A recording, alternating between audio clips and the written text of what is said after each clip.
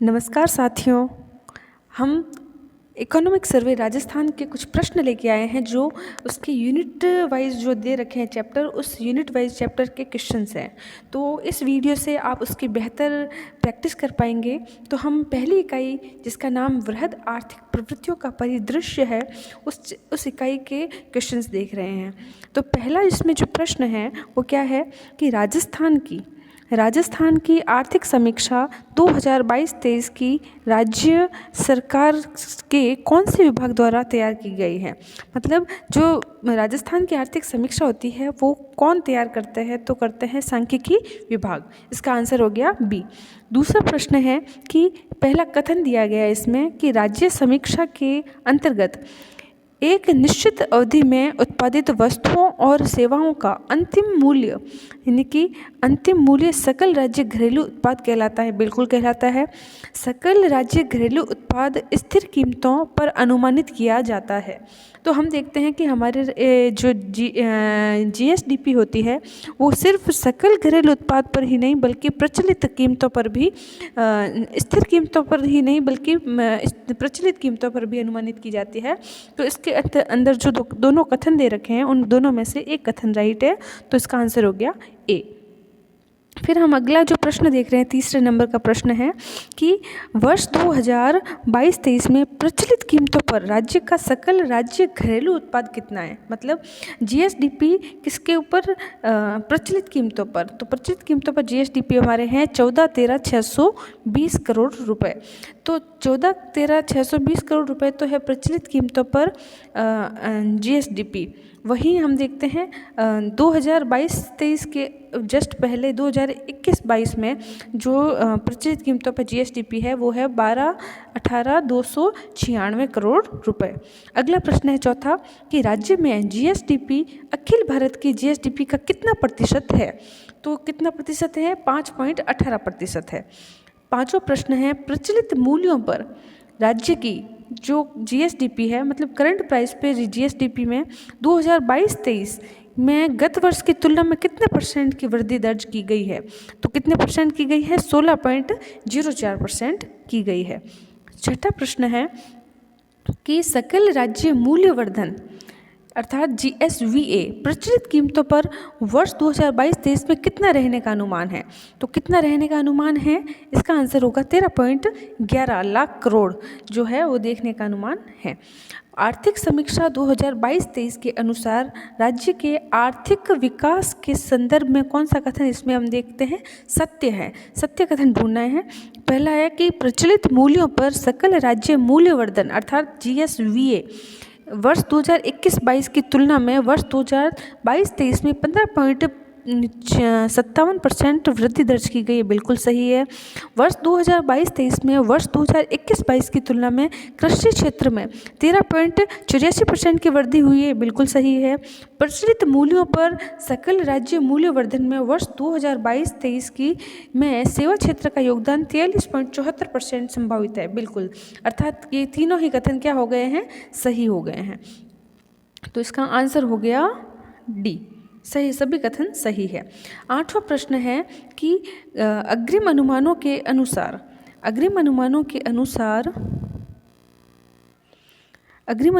अनुसार वर्ष 2022-23 में स्थिर कीमतों पर सकल राज्य घरेलू उत्पाद अर्थात जीएसडीपी कितना रहने का अनुमान है, किस पे, कांस्टेंट प्राइस स्थिर कीमतों पर। तो वो है, हमारा आंसर होगा सी। इसका आंसर है सी, 799,449 करोड़ रुपए। फिर अगला प्रश्न है नम्मा, राजस्थान का सकल राज्य घरेलू उत्पाद यानी कि अखिल भारतीय सकल घरेलू उत्पाद का कितना प्रतिशत है। तो भारत से तुलना की गई है राज्य की जीएसडीपी की, तो वो है 5.07%। अगला प्रश्न है 10वां कि इसमें दो कथन दिए गए हैं, कौन से कथन सही है वो चुनना है। पहला कथन है कि सकल राज्य मूल्यवर्धन अर्थात GSVA 2011-12 इनकी कांस्टेंट प्राइस का जो बेस ईयर है 2011-12, उसमें मूल्यों पर वर्ष 2022-23 में 60.33 लाख करोड़ रहने का अनुमान है। बिल्कुल सही है।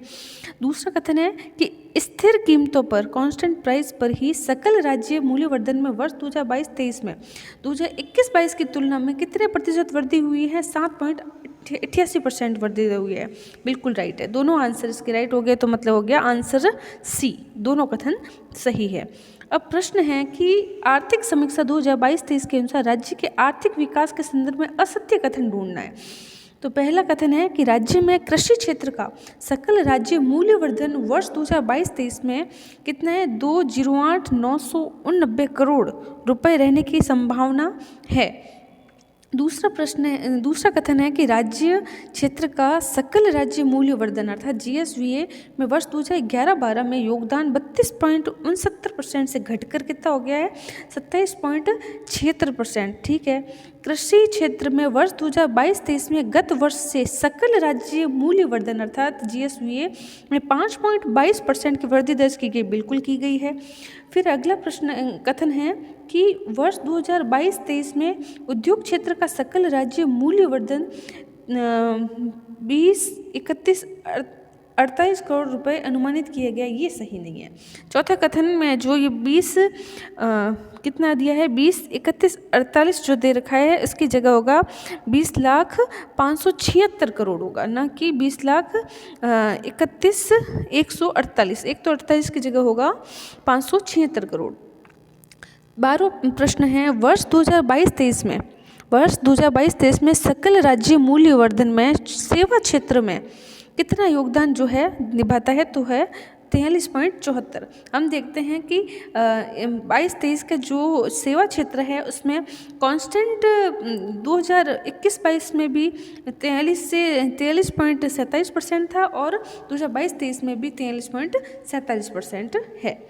अगला प्रश्न है 13वां कि निम्न में से कौन सा क्षेत्र उद्योग क्षेत्र में शामिल नहीं है? तो हम देख रहे हैं इसमें दे रखा है खनन, जलापूर्ति, मत्स्य और विद्युत।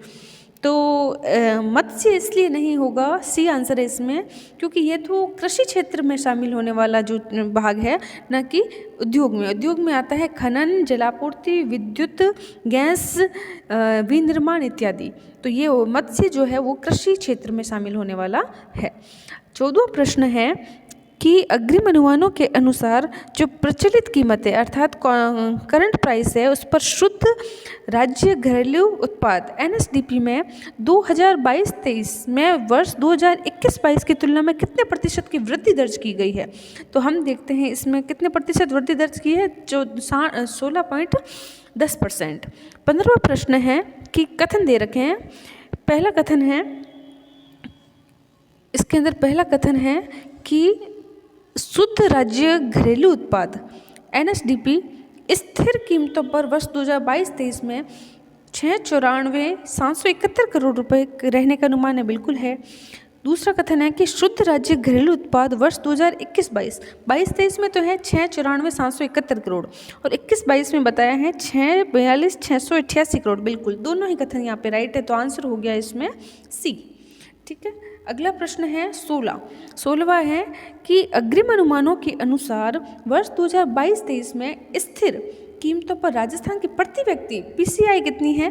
तो प्रति व्यक्ति इसने पूछी है स्थिर कीमतों पर, तो वो है 86,134 करोड़ रुपए। किसकी है? राजस्थान की प्रति व्यक्ति आय है। तो आंसर हो गया ए।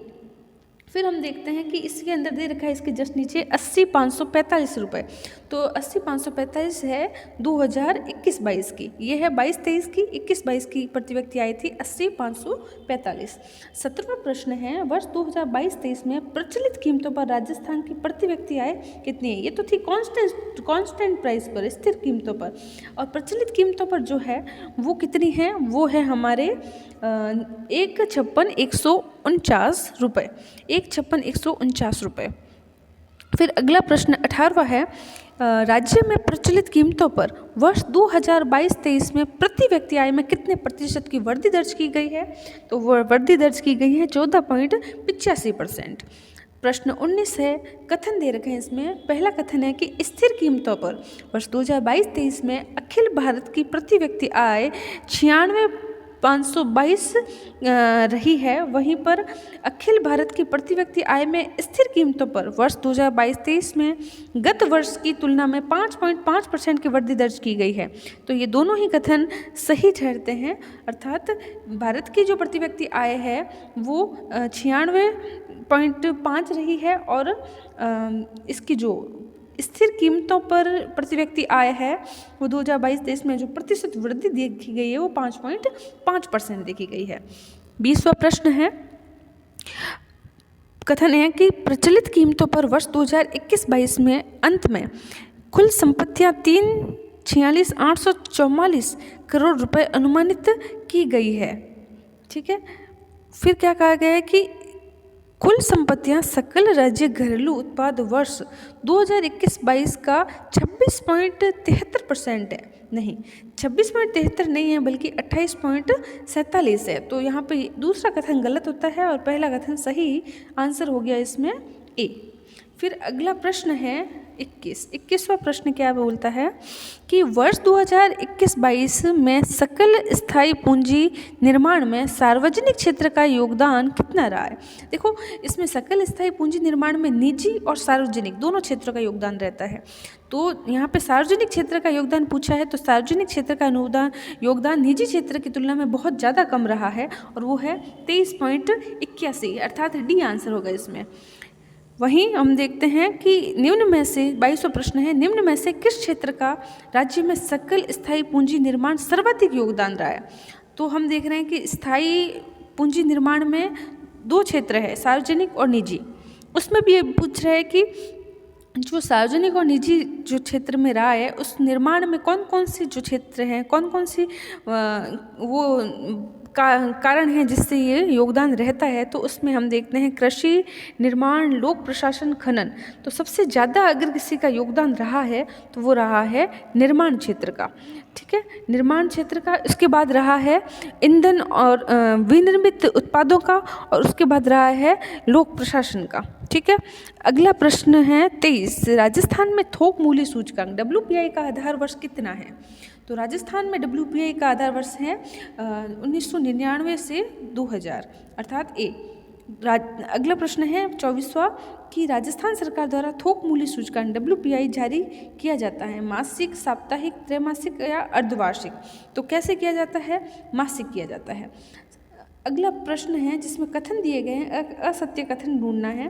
पहला कथन कहता है कि आर्थिक सांख्यिकी निदेशालय के द्वारा साप्ताहिक आधार पर वस्तुओं के थोक एवं खुदरा भावों का वर्ष 1957 में राज्य के चयनित केंद्रों को नियमित संग्रह किया गया था। बिल्कुल किया गया था। कब किया गया था, सन 1957 में। राजस्थान सरकार द्वारा थोक मूल्य सूचकांक WPI को मासिक आधार पर किया जाता है। बिल्कुल किया जाता है। WPI और CPI दोनों को ही मासिक किया जाता है।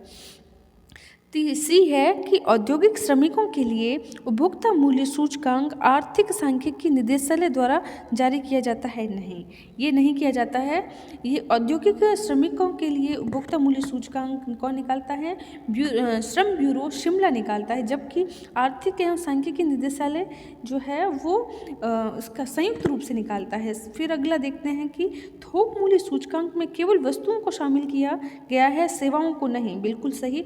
थोक मूल्य सूचकांक अर्थात WPI में तो सिर्फ वस्तुओं को शामिल किया गया है, वो भी इस बार वस्तुएं कितनी ली गई है, 154, जबकि CPI जो है उसके अंदर वस्तुओं और सेवाओं दोनों को शामिल किया जाता है। तो इसमें सी आंसर हो गया, वो है गलत है। यहाँ पर श्रम ब्यूरो आना चाहिए था। 26वां प्रश्न है कि राज्य सरकार द्वारा थोक मूल्य सूचकांक में कुल कितनी वस्तुओं को सम्मिलित किया गया। अभी मैंने कहा था कितनी वस्तुएं हैं, 154 वस्तुएं, ए आंसर। 27वां प्रश्न है, कथन है इसमें। पहला कथन कह रहा है कि राज्य का सामान्य थोक मूल्य सूचकांक वर्ष 2022 में 385.45 रहा है। और दूसरा कथन है कि राज्य के सामान्य थोक मूल्य सूचकांक में वर्ष 2021 की तुलना में नवंबर 2022 तक 5.17% की वृद्धि हुई। नहीं, 5.17 न होकर कितनी है, 6.12 है। तो इसका पहला कथन सही है, ये गलत है। तो आंसर क्या हो गया, ए आंसर हो गया इसके अंदर। 28वां प्रश्न है कि वर्ष 2022 में प्राथमिक वस्तु समूह का सूचकांक कितना है। प्राथमिक वस्तु सूचकांक है कितना है, 415.73। सी आंसर है इसमें, कितना है, 415.73। फिर अगला प्रश्न देखते हैं कि भारतीय थोक मूल्य सूचकांक में नवंबर 2022 तक गत वर्ष की तुलना में कितने प्रतिशत की वृद्धि दर्ज की गई है। भारतीय थोक मूल्य सूचकांक पूछ रहा है कि उसमें गत वर्ष की तुलना में कितने प्रतिशत की वृद्धि दर्ज की गई है। तो आंसर होगा बी, 12.7%। फिर अगला प्रश्न है, इसमें कथन दे रखे हैं कि औद्योगिक श्रमिकों हेतु उपभोक्ता मूल्य सूचकांक जो है CPI के आधार वर्ष 2016 है, बिल्कुल 16 है।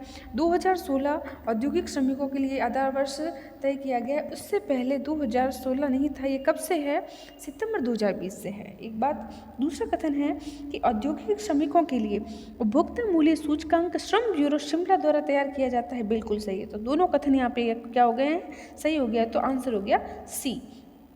31वां प्रश्न है कि सरकार द्वारा मुद्रास्फीति की स्थिति से उबरने के लिए किस सूचकांक को निकाला जाता है। तो सरकार मुद्रास्फीति से उबरने के लिए CPI निकालता है, अर्थात उपभोक्ता मूल्य सूचकांक निकालता है। ठीक है। वर्तमान में औद्योगिक श्रमिकों के लिए उपभोक्ता मूल्य सूचकांक में राज्य का निम्न में से कौन सा जिला उपभोक्ता मूल्य सूचकांक में जारी नहीं करता है। तो जयपुर है, भीलवाड़ा भी है, अलवर और अजमेर। पहले जो है अलवर जो था नहीं था, 2020 से इसको जोड़ा गया है। अजमेर जो है इसके अंदर आंसर गलत होगा, आंसर होगा डी। अगला प्रश्न है 33वां प्रश्न है कि राज्य स्तर पर केंद्रीय श्रृंखला के लिए CPI औद्योगिक श्रमिक का निर्माण हेतु देश भर में कितने औद्योगिक क्षेत्र चयनित किए गए हैं। तो आंसर होगा 88। ये आंसर है। 34वां प्रश्न है कि वर्ष 2022 तक में अलवर केंद्र के औद्योगिक क्षेत्र श्रमिकों हेतु उपभोक्ता मूल्य सूचकांक में वर्ष 2021 की तुलना में कितने % की वृद्धि दर्ज की गई है। तो वो आंसर होगा 4.38% की वृद्धि दर्ज की गई है। प्रश्न है 35 नंबर कि निम्न में से कौन सा उपभोक्ता मूल्य सूचकांक श्रम ब्यूरो शिमला द्वारा जारी नहीं किया जाता है। मैंने आपको बताया है कि औद्योगिक श्रमिक, कृषि श्रमिक और ग्रामीण श्रमिक, इन तीनों का सूचकांक निकालता है श्रम ब्यूरो शिमला, और ग्रामीण, शहरी एवं संयुक्त श्रमिक हेतु सूचकांक निकाला जाता है, वो NSO निकालता है।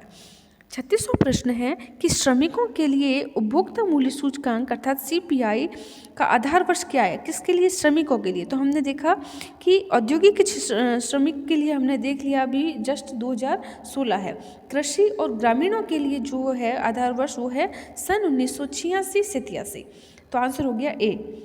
37वां प्रश्न है, कथन दे रखे हैं कि पहला कथन क्या है कि वर्ष 2022-23 में कृषि श्रमिकों के लिए राजस्थान में उपभोक्ता मूल्य सूचकांक कितना था, 1237, बिल्कुल सही है। दूसरा है कि कृषि श्रमिकों के उपभोक्ता मूल्य सूचकांक में 1219 खाद्य वस्तुएं शामिल हैं, बिल्कुल। तो आंसर इसमें दोनों ही सही है, तो सी आंसर हो गया। 38वां प्रश्न है कि सामान्य उपभोक्ता मूल्य सूचकांक ग्रामीण, शहरी और संयुक्त नवीन आधार पर कब जारी किए जा रहे हैं। वैसे तो इसका आधार वर्ष क्या है, 2012 है। तो अपन 2012 कहीं गलत ना कर दें, इसलिए इसने क्या पूछा है कि कब से जारी किए जा रहे हैं। तो आधार वर्ष 2012 से 12 है, लेकिन जारी किए जा रहे हैं जनवरी सन 2011 से। फिर अगला प्रश्न है कि उपभोक्ता मूल्य सूचकांक ग्रामीण, शहरी, संयुक्त का आधार वर्ष क्या है, अभी बताया 2012, आंसर डी। फिर 40वां प्रश्न है कि नवंबर 2022 तक राज्य का ग्रामीण उपभोक्ता मूल्य सूचकांक कितना है। तो वो कितना है, 168। ए आंसर होगा, 168.71 है। प्रश्न है 41वां कि प्रति व्यक्ति आय ज्ञात करने का सूत्र क्या होता है। तो प्रति व्यक्ति आय ज्ञात करने का सूत्र होता है बी आंसर, शुद्ध राज्य घरेलू उत्पाद में जब हम भाग देते हैं मध्य वर्षीय कुल जनसंख्या का, तो हमें ज्ञात हो जाती है हमारी प्रति व्यक्ति आय। इस प्रकार हमने जो इकोनॉमी सर्वे है 2022-23 का राजस्थान का, उसके पहले चैप्टर के 41 प्रश्न किए हैं। ऐसे ही हम दूसरी वीडियो लेके आएंगे जिसमें चैप्टर 2 के सारे प्रश्न होंगे, जो आपके प्रैक्टिस के लिए बहुत ज़्यादा जो है काम की वीडियो सिद्ध होगी। धन्यवाद।